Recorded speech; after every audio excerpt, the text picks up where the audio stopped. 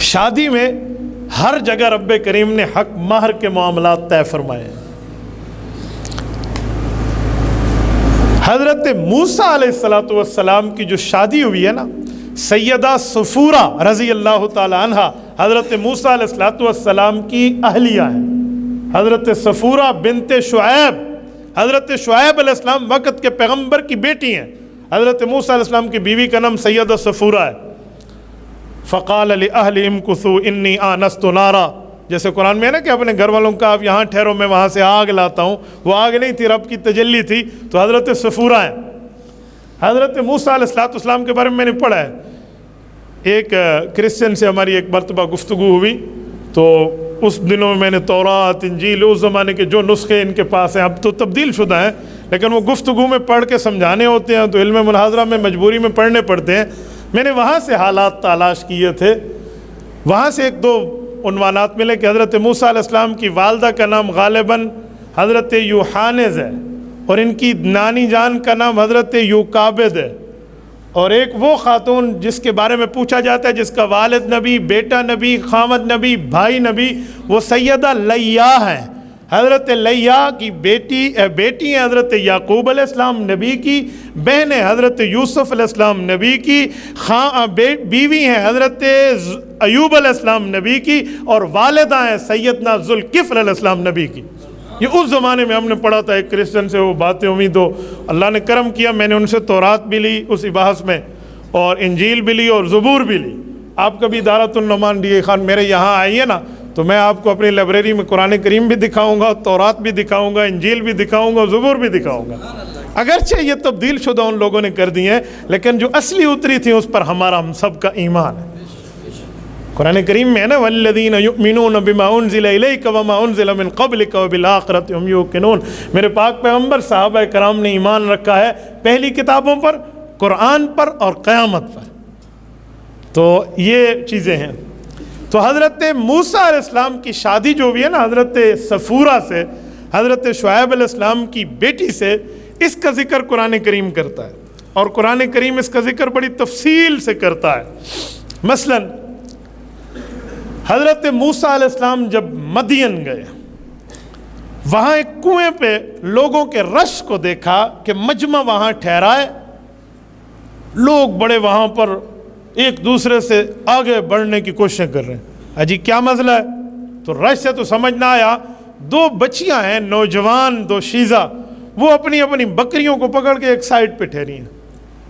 کہا کیا مسئلہ ہے تمہیں اور ان کو؟ کہا جی پانی پلایا جا رہا ہے، یہ کنواں ہے یا چشمہ ہے جو بھی تھا، اپنے جانوروں کو۔ کہا تم پلاؤ۔ کہا حتیٰ یصدر الرعاء، یہ ہٹ جائیں گے پھر ہم پلائیں گے۔ اتفاق، مجمع نے جاتے ہوئے ان بچیوں کا خیال نہیں کیا جو وقت کے پیغمبر کی بیٹیاں تھیں، اور اتنا بڑا پتھر جو 4 5 10 بندے مل کے ہٹاتے تھے نا اس چشمے سے، وہ اس پہ رکھتے اور گئے پانی اپنا پلا کے، چل میرا بھائی۔ اب یہ تو بہت پریشان ہو گئے۔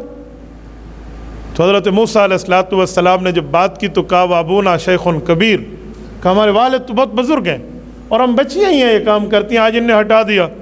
تو حضرت موسیٰ علیہ السلام کو رب نے طاقت دی تھی، وقت کے پیغمبر کی طاقت، اور حضرت موسیٰ علیہ السلام کا تو نام ہی کافی ہے۔ ایک ہی جھٹکے سے اس پتھر کو ہٹایا اور کہا جی پانی پلا دیجئے۔ انہوں نے پانی پلایا اور یہ بچیاں چلی گئیں، اور انہیں والد کو جا کر جب بتایا نا تو وہ بھی صاحب وحی نبی ہیں، حضرت موسیٰ علیہ السلام بھی صاحب تورات نبی ہیں، تو کہا جاؤ بلا لاؤ۔ ان میں ایک بچی حضرت موسیٰ علیہ السلام کو بلانے آئی، کہا میرا والد آپ کو بلاتا ہے۔ پہلے حضرت موسیٰ علیہ السلام نے دل میں سوچا کہ کہاں جاؤں، اللہ پہ توکل ہے، اللہ پاک میرا اس معاملے میں ٹھیک کریں گا، میں کسی کی مدد کیوں لوں۔ اور پھر خیال آیا کہ جو بلایا جا رہا ہے یہی تو سبب پیدا کیا اللہ نے دنیا میں، تو وہ ان کے ساتھ چل پڑے۔ اب دیکھیں نا حضرت موسیٰ علیہ السلام کا حیا، اللہ اکبر۔ بچی کو کہا کہ آپ چلو مجھے راستہ گھر کا دکھاؤ، راہبر آپ ضرور ہو لیکن آپ خاتون ہو، نامحرم ہو، پیچھے چلنا میں آگے چلوں گا، تو اشارے سے دائیں بائیں مجھے بتاتی جانا اور میں چلتا جاؤں گا، تو آگے نہ چلنا۔ تمشی علی استحیاء، قرآن کہتے ہیں وہ خاتون حیا کی ترتیب پر چلتی تھی۔ ہمارے علماء کرام جو پردہ اور حیا اور عزت اور احترام کی بات کرتے ہیں نا کہ خاتون کو مردوں کے رش میں نہیں چلنا چاہیے، خاتون کو حیا کے ساتھ چلنا چاہیے، خاتون کو باپردہ ہو کر چلنا چاہیے، خاتون کو اپنی عزت کا دفاع کرنا چاہیے، خاتون کو ماحول کے ساتھ نہیں بلکہ اسلام کو لے کر چلنا چاہیے، یہ یہاں سے دلیل لیتے ہیں کہ حضرت موسیٰ علیہ السلام نے کس طرز پہ ترتیب رکھی ہے۔ اور قرآن نے تمسی الست حیا کی بات کی۔ حضرت موسیٰ علیہ السلام گئے، حضرت شعیب علیہ السلام سے ملاقات ہوئی، بات ہوئی، گفتگو ہوئی، ساری بات جب ہو گئی تو انہوں نے فرمایا بس آپ امن میں ہیں، آپ فرعونیوں سے نجات پا کے آ گئے، کوئی نہیں مسئلہ، آپ بے فکر رہیے، آپ میرے پاس یہاں رہیے۔ انی ان کے حق احد ابنتی ہاتین، کہا میری 2 بیٹیاں ہیں، ان میں سے ایک کی شادی آپ سے کروں گا۔ یہ قرآن کریم ذکر کر رہا ہے، تفصیلی ذکر ہے حضرت موسیٰ علیہ السلام کی شادی کا، کہ جی میں نے شادی آپ سے کرنی ہے۔ اب حق مہر، میں نے کہا نا جی حق مہر ہر جگہ طے ہے، حق مہر کیا ہے؟ تو فرمایا حق مہر کی بات ہم طے کرتے ہیں۔ کیا یہ میری بکریاں ہیں، اس کی خدمت آپ کے ذمے ہے۔ کتنا عرصہ؟ کہ جی 8 سال۔ فَإِنْ أَتْمَمْتَ عَشْرًا فَمِنْ عِنْدِكَ، 10 سال پورا کر دے تو، یعنی 8 طے ہے، 10 کا اختیار ہے، ایک کمپلسری ہے اور ایک الیکٹیو ہے، آپ کی مرضی ہے وہ کریں یا نہ کریں۔ لیکن حضرت موسیٰ علیہ السلام نے 10 سال ترتیب پوری کی، ٹھیک ہے، اور آخر میں نکاح ہوا، شادی ہوئی، اپنی بیوی کو لے کر چلے ہیں کہ کوہ طور پہ جا کر اعلان نبوت مل گیا ہے۔ یہ حضرت موسیٰ علیہ السلام کی شادی کا ذکر ہے۔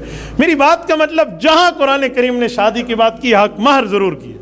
تبارك الذي نزل الفرقان على عبده ليكون للعالمين نذيرا